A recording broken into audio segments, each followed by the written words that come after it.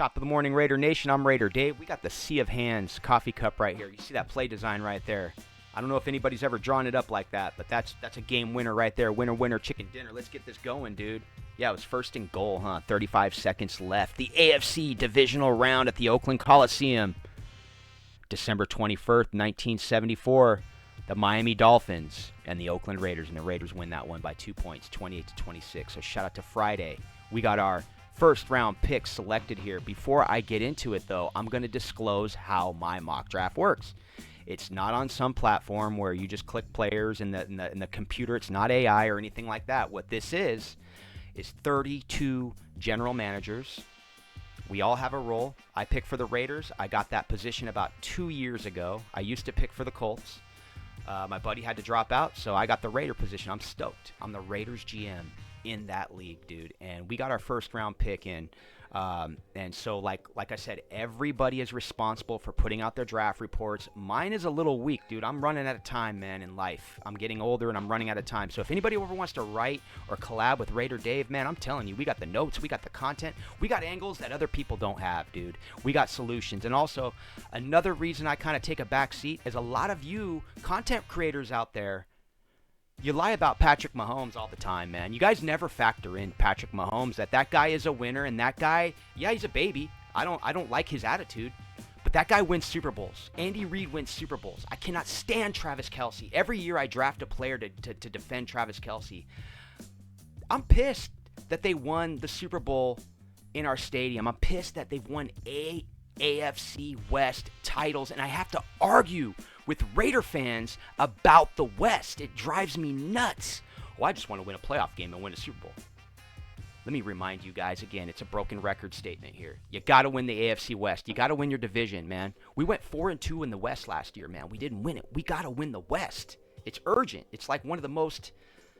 This is like, I guarantee you guys that Antonio Pierce, dude, is in that locker room with Max Crosby, because Max Crosby has taken on that leadership role. You know, it's like those guys want to win the West. I guarantee you their number one priority is to win the AFC West. Secure your division. Host a playoff game. You know, and I hope I didn't rattle my mic and screw up the sound, but it's so frustrating, man, that so many people have like, oh, man, we're like one player away. I'm not there yet, guys. We have to consistently win, dominate. Just because we beat the Chiefs on Christmas Day, that was cool, but they ultimately won the Super Bowl. We needed to be in the playoffs to stop that game. We need to be in the playoffs to face that team and end it. You know, at some point, man, I've had my breaking point. And let me tell you, it's humbling, dude. I'm a humbled Raider fan. So I haven't even got to our first round pick yet, but I don't care. I'm a humbled Raider fan, dude. I've been humbled. I was in that stadium the last time they won the AFC West versus the Denver Broncos when Bill Romanowski faced the black hole. And Bill Romanowski was like a one-year rental for us. He embraced Raider Nation, but he was a one-year rental, and we did not get a Super Bowl with him. That's that, man. Rich Gannon, man, I ultimately wish he could have won a Super Bowl. Man, I wish Rich Gannon would come coach these quarterbacks we got already. But anyway, man, I'm a little long-winded on that stuff. But I'm going to say this, dude. I'm going to be a little bit different of a Raider fan because we're in the hole, dude. We're not the AFC West Kings anymore or tied as Super Bowl champions with the Chiefs and the Broncos, dude. We are now. We're looking up at number 4. Number 4 was what I wanted in Super Bowl 37. That was Super Bowl 58, man. It's been a long time, man. And anybody under the age of 30, man, I highly suggest you tap into this channel and we get the mentality corrected, dude. And we're going to get into a whole... And after this show, just so you guys know, I have a ticket price show that's coming on after this because there's some garbage out there. There's some articles that were written saying ticket prices are going up, and that's not true. But anyway, let's get into our first round pick, dude. I went off. All right, so with the number 13th selection in the first round for the Las Vegas Raiders, they select Quinyon Mitchell, cornerback out of Toledo, Ohio. And, hey, that's where my dad's from, man. My dad born and raised Toledo, Ohio. Hey, Dad, if you watch this, shout out. We got the cornerback out of the small school here out of Toledo, Quinyon Mitchell. He's about 6 foot, 195. He's got an arm length of 31 inches, 9 1/4 inch hands. He ran a 4.33 40-yard dash. You see the 10-yard split there at 1.51 seconds. You see the vertical jump. Could do a little better on the vertical jump. 38 solid. It's all good. We're not looking for everybody to be, Air Jordan. We got Jack Jones. He can handle Air Jordan type duties. You saw that highlight reel against the Chargers. That was like probably one of the best ever pick sixes I've ever witnessed. That was awesome. He's got the broad jump at 10 feet 2 inches. He's got the bench press. Now this is solid right here. 20 bench press reps. That's like I want to say that's stronger than Devin Witherspoon, or maybe Devin Witherspoon had about the same, because Devin Witherspoon last year, he was one of the better cornerbacks I've seen in quite a few years that I really wanted the Raiders to draft. A lot were saying he was undersized. Well, Quinyon Mitchell, man, he might be a little better than Devin Witherspoon, so he's climbing up the boards. We get him at 13. We feel like this is a safe pick to take a cornerback and beef up this defense. The Raiders have done a great job beefing up that defensive line. That defensive line's ready to go. The linebackers will fall into place. We got him right there, but we could still get another linebacker in this draft. But let's get a corner, man. Let's make this defense nasty, man. Let's make these quarterbacks think twice when that ball comes out of their hands. So we're getting Quinyon Mitchell. He had a total score. His athletic score was 6th. His production score was 3rd, but he had a total score of 90. And this is per NFL.com, by the way. I do like their breakdowns. I do respect Lance Zierlein, so I do check his scores. I didn't get Lance Zierlein's grade on here, so I apologize for that.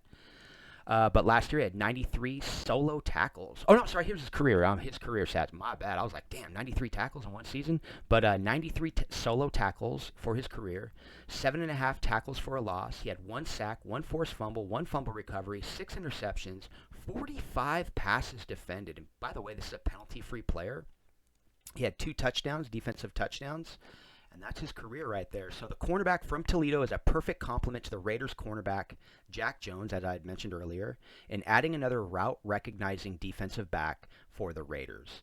As Mitchell continues to hone his craft and refine his technique, the possibilities for his NFL career seem limitless, and he looks poised to make waves in the NFL. And by the way, this is published on my blog. You can see the link. It's not the link. It's the actual, you have to type it into your web browser.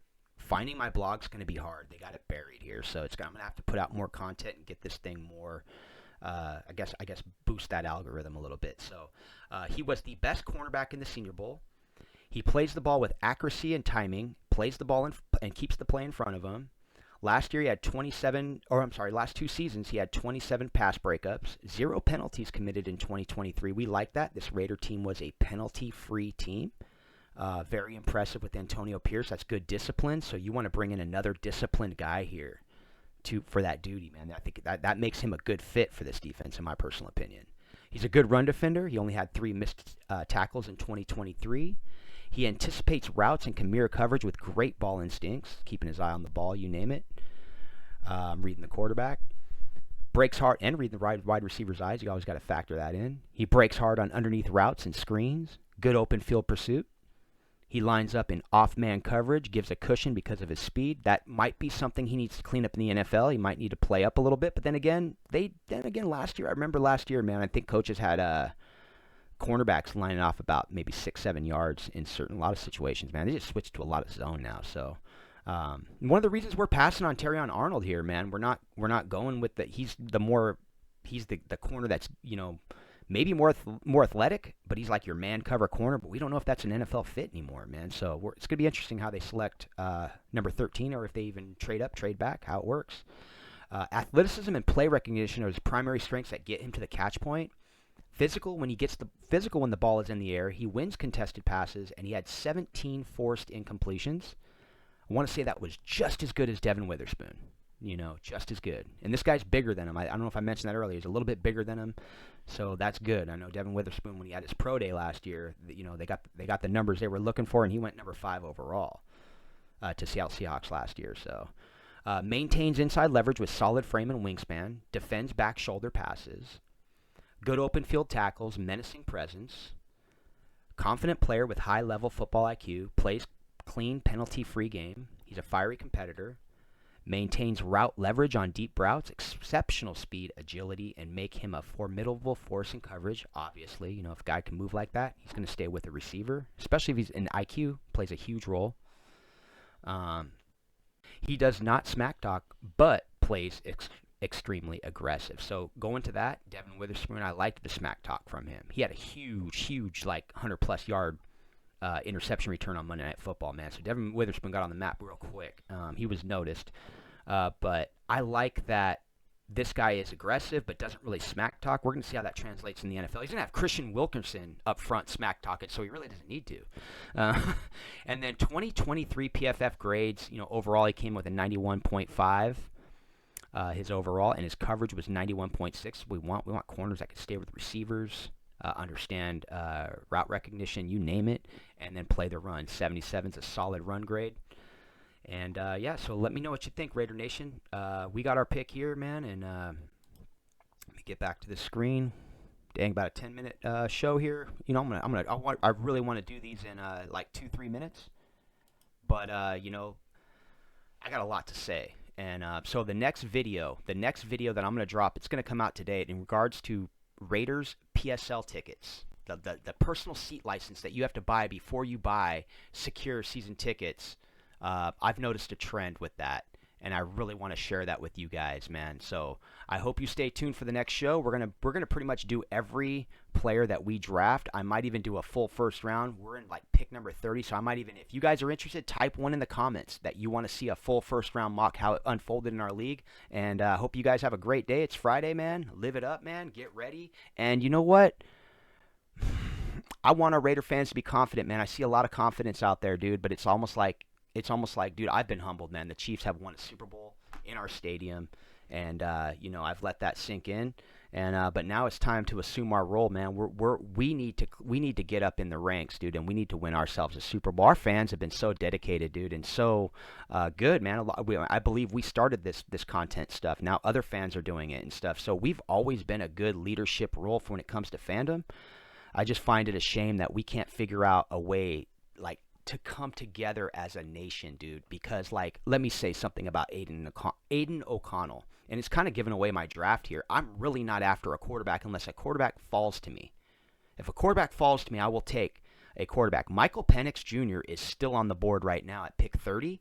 If he falls another 14 picks, I mean, I'm kind of consider trading up to get him, but he's the quarterback that does interest me.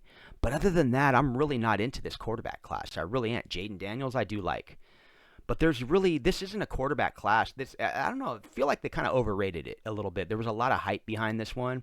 I personally think Marvin Harrison Jr. should be the number 1 overall pick. That's just my personal opinion. But anyway, hope you guys enjoyed this one. Hope you got something out of it. Feel free, like, share, subscribe. I'm Raider Dave, this GrimeCast Media, and we are out. Peace.